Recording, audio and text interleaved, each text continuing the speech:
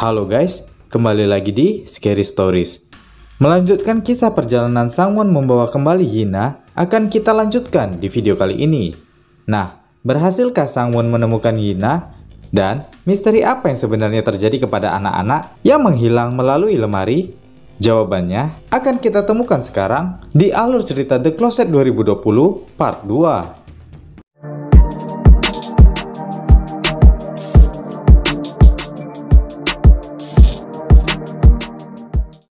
Setelah Sangwon menyetujui Kyung-hun untuk membantu, sekarang Kyung-hun telah mempersiapkan peralatannya untuk menarik Yina kembali.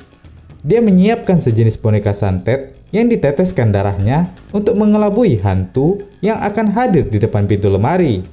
Dia juga memasang kertas mantra di pintu ruangan mereka agar roh tidak menuju ke tempat mereka saat memantau CCTV. Setelah menunggu beberapa jam, akhirnya mereka mendengar suara-suara dari kamar Yina. 이거 이나 바이올린 소리.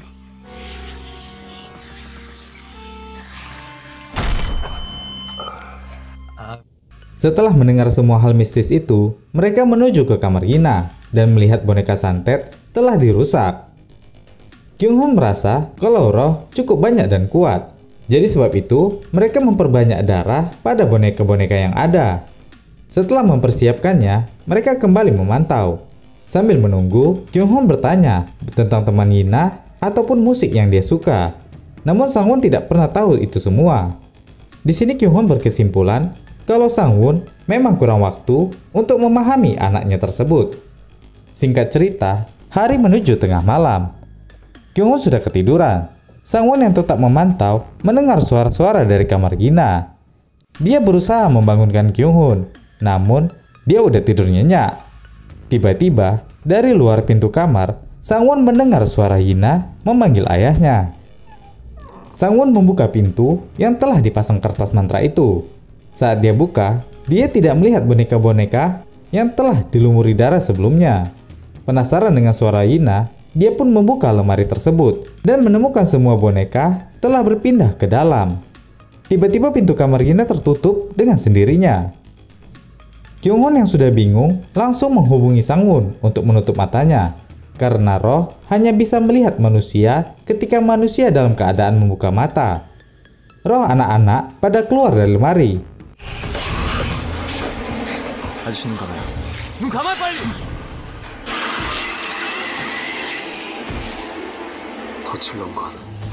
Kyung-hun meminta Sangwon untuk tetap mendengarkan arahan dari dirinya.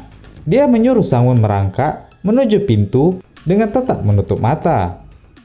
Saat Sangwon dihalangi hantu yang berdiri, Kyung-hun menyuruhnya untuk berhenti dan dia akan menuju ke sana. Tiba-tiba CCTV di ruangan itu mati dibuat hantu kecil di kamar Yina. Dia menghubungi Sangwon untuk mengakali para hantu agar dia bisa keluar. Dia pun mencobanya. Saat Kyung-hun mau ke kamar Yina, tiba-tiba sesosok hantu gadis kecil berada di ruangannya. 하늘의 모든 것들이 땅에 유사한 귀신.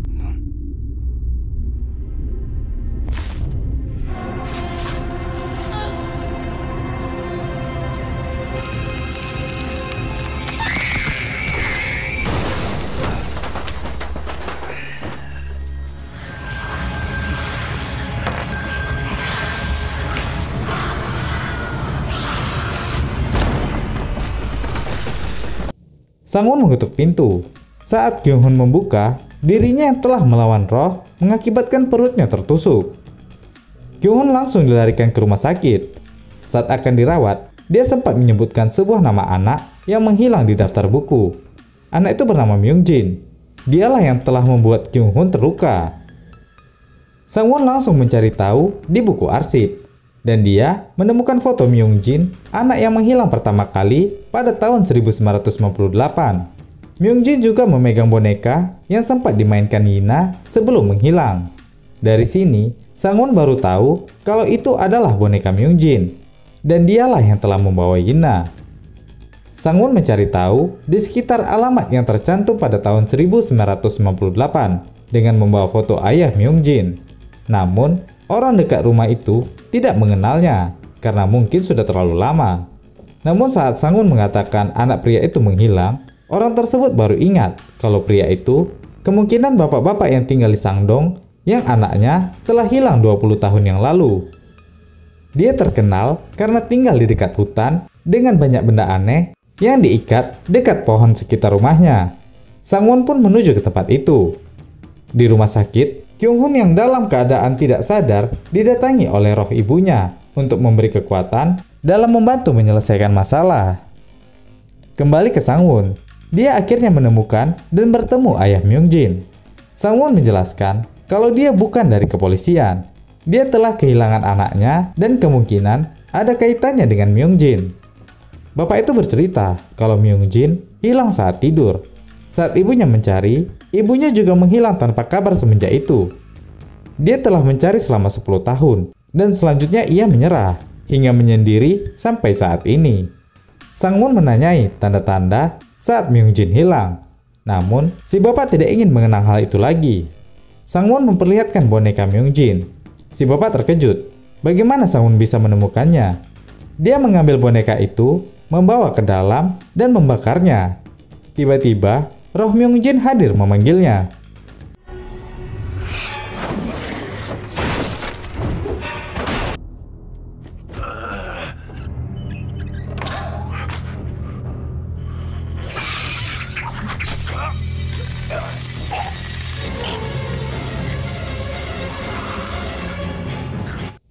Sang-won masuk ke rumah. Dia melihat boneka Myung-jin yang sedikit terbakar. Dari samping, pria itu datang menyerangnya. Bapak Myung-jin yang sekarat telah dirasuki untuk membunuh Sang-won. Namun, kepanikan yang mendalam dari Sang-won membuat dirinya berada di dalam kepanikan yang sama terhadap Myung-jin saat dulu. Hal itu membuatnya melihat masa lalu Myung-jin. Dia melihat ketika ayahnya mengalami kebangkrutan dan terlilit hutang. Karena frustasi, dia membunuh istrinya dan mengurung Myung-jin ke dalam lemari. Myung-jin meminta tolong kepada ayahnya untuk membukakan pintu. Namun, ayahnya menjawab kalau ibunya dan Myung-jin akan hidup bebas setelah ini, tidak tertekan dengan hutang dan akan bahagia setelah mati. Myung-jin terus meminta maaf dengan ketakutan. Hal ini yang menyebabkan Myung-jin mati.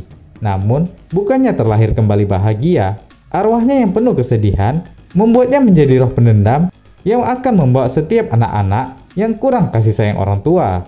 Setelah itu, Kyung-hun datang dan menyadarkan si bapak. Cekikan pun terlepas. Namun, roh yang telah memperdayanya langsung membawa bapak itu menuju ke lemari. Ayah Myung-jin pun lenyap setelah itu. Saat di jalan, Sang-won menceritakan semua yang dia lihat kepada Kyung-hun. Dia menyadari hilangnya Yina adalah kesalahan dirinya yang kurang memperdulikan Yina selama ini karena dia sibuk dengan pekerjaannya saja. Kyung-hun menjelaskan tekanan yang sama dapat membuat Sang-won menuju ke pemikiran si roh yang mengganggu. Setelah itu, Sang-won bertanya lagi, selain bisa melihat masa lalu si roh, apakah kita bisa masuk ke alam roh tersebut? Kyung-hun menjawab bisa, asalkan dalam keadaan tertekan yang sama. Contohnya Yina yang saat tertekan, dia bisa ditarik ke dunia lain. Sang-won pun ingin mencoba masuk ke dunia tersebut. Kyung-hun melarang, karena itu adalah hal yang berbahaya. Kau bisa masuk, namun belum tentu kamu bisa keluar. Dan tentunya, itu akan merusak karir Kyung-hun. Karena Kyung-hun bisa melakukannya, Sang-won memintanya untuk masuk ke dunia lain. Tidak peduli walaupun dia tidak kembali, daripada dia menyesal seumur hidupnya. Dia juga minta maaf, seandainya dia tidak kembali dan tidak bisa membayar Kyung-hun. Mendengar itu semua, Kyung-hun pun tidak bisa berkata-kata. Mereka pun mencobanya. Kyung-hun menjelaskan dia akan membuat ritual yang hanya bertahan hingga 30 menit. Jadi, waktu Sang-won untuk berada di dunia lain hanya setengah jam saja. Dan jika tidak kembali dalam waktu itu, ingatan Sang-won di dunia lain akan hilang beserta Yina yang mungkin hanya akan dia jumpai saja. Ya, harapannya tetap saja bisa membawa Yina kembali. Setelah itu, Kyung-hun mempersiapkan benda-benda untuk ritualnya. Sang-won terpaksa harus memakan pil berkafein tinggi dengan jumlah banyak agar membuat kepanikan berlebihan di dalam dirinya. Namun Kyung-hun memperingatkan kalau Sang-won bisa saja mati karena pil itu. Lagi-lagi, ini tetap kemauan Sang-won. Sebelum memulai, Kyung-hun menjelaskan kalau dunia yang akan dikunjungi Sang-won adalah dunia yang diciptakan Myung-jin, jadi tetap dia yang berkuasa di tempat itu. Setelah basa-basi, mereka pun memulai ritualnya. Kyung-hun menyayat telapak tangan Sang-won dan menumpahkan darahnya ke api pembakaran. Api harus tetap hidup selama Sang-won di dunia lain. Jika api mati sebelum Sang-won keluar, maka Sang-won akan mati. Lanjut, Kyung-hun membakar sebuah boneka dengan gambar Myung-jin. Sang-won masuk ke dalam lemari dan ditutup dengan segel mantra. Kyung-hun memantrai segel itu dan Sang-won di dalam agar bisa masuk ke dunia Myung-jin. Di dalam, Sang-won teringat saat dia kecelakaan. Tiba-tiba, ingatannya saat istrinya kecelakaan terasa seperti berada di sebelahnya. Dia melihat keadaan di luar sudah berbeda. Sang-won membuka lemari dan melihat kalau dia sudah berada di dunia lain. Saat melihat-lihat, Sang-won mendapat gangguan dari roh ayahnya Myung-jin yang diperdaya.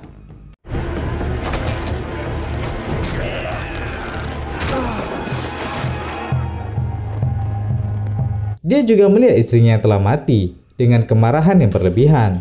Istrinya mengatakan kalau Sang-won lah yang menyebabkan Yina masuk ke alam itu. Kyung-hun mencegah Sang-won terbunuh. Sang-won menutup matanya dan ketika ia membuka, dia baru tahu kalau itu adalah Myung-jin yang menyamar sebagai istrinya. Sang-won berlari selagi Myung-jin dikunci oleh Kyung-hun.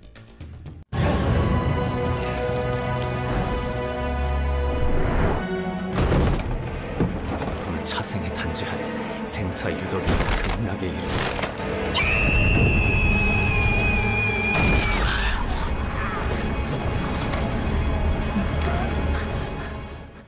Sang-won masuk ke sebuah taman dengan dipenuhi anak-anak yang menghilang. Dia diganggu oleh anak-anak itu hingga dia mendengar Yina yang bermain biola.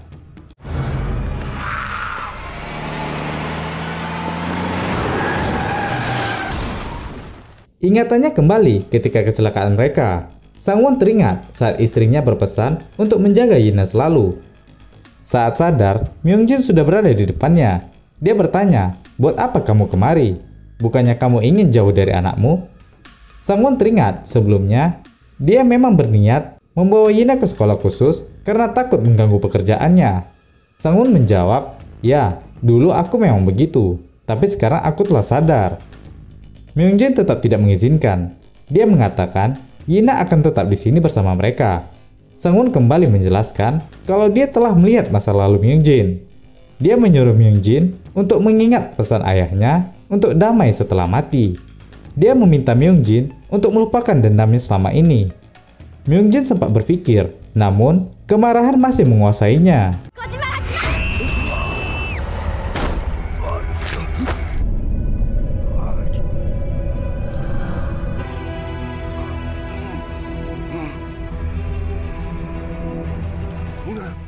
Kyung-hun berusaha menutup lemari yang terbuka oleh roh-roh dari dunia lain.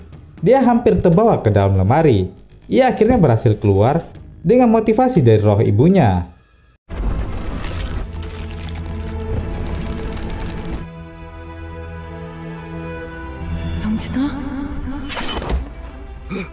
Sedangkan Myung-jin meredah amarahnya setelah roh ibunya yang telah mati hadir ke tempat itu. Saat ia berlari ingin memeluk ibunya, tiba-tiba ibunya menghilang kembali. Hal itu terjadi karena pintu lemari sudah tertutup kembali karena Sung-kyung yang semakin melemah. Kesedihan Myung-jin berlipat karena ibu yang baru saja dia temukan telah menghilang kembali. Di dunia manusia, api yang dijaga Sung-kyung sudah melemah. Dia menyuruh Sang-won untuk segera kembali. Sebelum kembali, Sang-won memeluk roh Myung-jin untuk menenangkannya. Sang-won juga meminta maaf karena telah menyia-nyiakan Yina selama ini.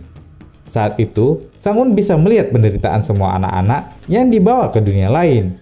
Mereka semua menderita karena kurangnya kepedulian orang tua. Setelah itu semua, anak-anak di dunia Myung-jin telah menghilang, termasuk Myung-jin yang ada di pelukannya. Sang-won langsung membawa Yina untuk keluar dari alam itu. Di dunia manusia, Kyung-hun terus membunyikan suara dan menjaga api hingga Sang-won kembali. Dengan cepat, Sang-won membawa Yina sebelum apinya padam.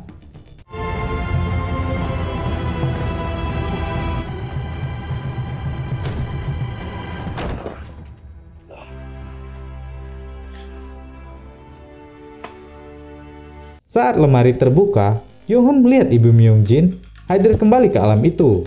Terlihat mereka sudah bersama dan pergi untuk selamanya. Dan Sang-kyung pun menutup lemari tersebut. Hari-hari pun telah berlalu. Sang-won dan Yina sudah pindah ke rumah baru. Ketika menjemput Yina pulang dari sekolah, Sang-won berbicara dengan Kyung-hun kalau Yina sudah melupakan alam itu. Setelah pindah, mereka sudah hidup tenang. Setelah menagih bayarannya, Kyung-hun bersama Yina dan Sang-won pergi dari sekolah itu. Saat mobil mereka berjalan, di sebuah gang sempit, terlihat seorang anak yang sedang menatap ke arah sebuah lemari. Dan saat berbalik, terlihat wajahnya yang menyeramkan. Hal ini juga bisa kita artikan, walaupun masalah Yina dan Myung-jin selesai, namun masalah orang tua dan anak masih banyak terjadi di dunia ini. Satu hal yang perlu diingat, tingkah laku anak semuanya tergantung pada didikan orang tua. Baik buruknya tingkah tersebut juga bukan menjadi alasan kita untuk bersikap kasar kepada mereka. Syukuri apa yang kamu punya, karena belum tentu semua orang memilikinya. Oke, itu tadi alur cerita The Closet 2020, film horor Korea Selatan yang juga banyak menyisipkan pesan moral di dalamnya. Bagi kamu yang ingin tahu cerita terkenal di dunia, kamu bisa mengunjungi channel Famous Stories. Terakhir, saya Jiwa, terima kasih sudah menonton, dan sampai jumpa di video berikutnya.